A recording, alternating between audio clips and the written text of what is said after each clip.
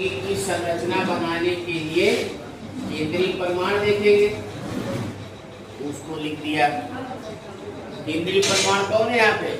N. आग को पूरी किया, एच की संयोजकता एक पूरी की, ठीक है। अब देखो दूसरे ऑक्सीजन और है, ऐसे लगा दिया, फिर ऐसे लगा दिया। अब ये संरचना कैसी है? सही, क्योंकि ऑक्सीजन की संयोजकता 2 होती है, तो एक ये किया और एक यहाँ पे ये बंद, क्योंकि 2 इलेक्ट्रॉन इसके पास बचे लोन पेयर वाले, 3 तो प्रयोग हो गए, एक यहाँ 2 यहाँ, और लोन पेयर वाला यहाँ। तो ये रचना हो गई कौन सी? बंधन सूत्र। ये कौन सी संरचना कहलाती है? क्योंकि यहाँ पर बंध बने, देखो एकल बंध, द्विबंध और ये भी द्विबंध। ये सहसंयोजक, सहसंयोजक, द्विसहसंयोजक, द्विसहसंयोजक। अब इलेक्ट्रॉन बिंदु सूत्र बनाना है या लुईस सूत्र।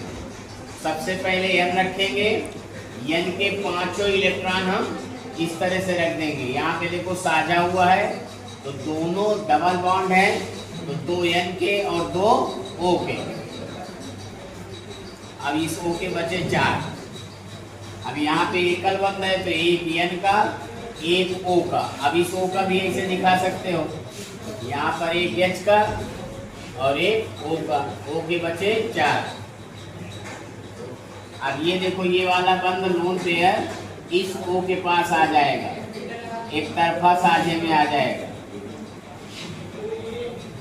और इसको सर्किल किया, देखो स्टेप पूरा, इसको सर्किल किया हाइड्रोजन के साथ, हाइड्रोजन का स्टेप पूरा, इसको पूरा किया, इसका स्टेप पूरा, इसको लेके इसका स्टेप पूरा, और इसको लेकर इसका पूरा स्टेप पूरा हो जाएगा। ये देखो इसमें इलेक्ट्रॉन दिख रहा है, इसलिए इलेक्ट्रॉन बिंदु सूत्र है।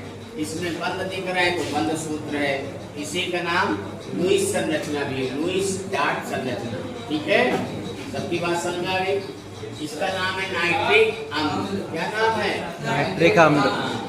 अब नाइट्रिक अम्ल के बाद एक एच हट गया, तो उसका जब एक एच हट गया तो उसको बोलते हैं नाइट्रेट आयन। क्या बोलते हैं? हाँ। अब NO3 के ऊपर एक ही आवेश लगेगा, क्योंकि NO3 से एक एच प्रोटॉन के रूप में बाहर हो गया है। ऐसे नहीं कि कोई भैया NO3 जिसका मन आया उनका लिख दे, ऐसे नहीं लिख सकता है। यहाँ से कितना प्रोटॉन गया है? 1, इसीलिए 1 निगेटिव लगेगा। इसीलिए यहाँ पर एक इलेक्ट्रॉन ज्यादा होगा। वो इलेक्ट्रॉन किसका होगा? एच का। किसका होगा? एच का।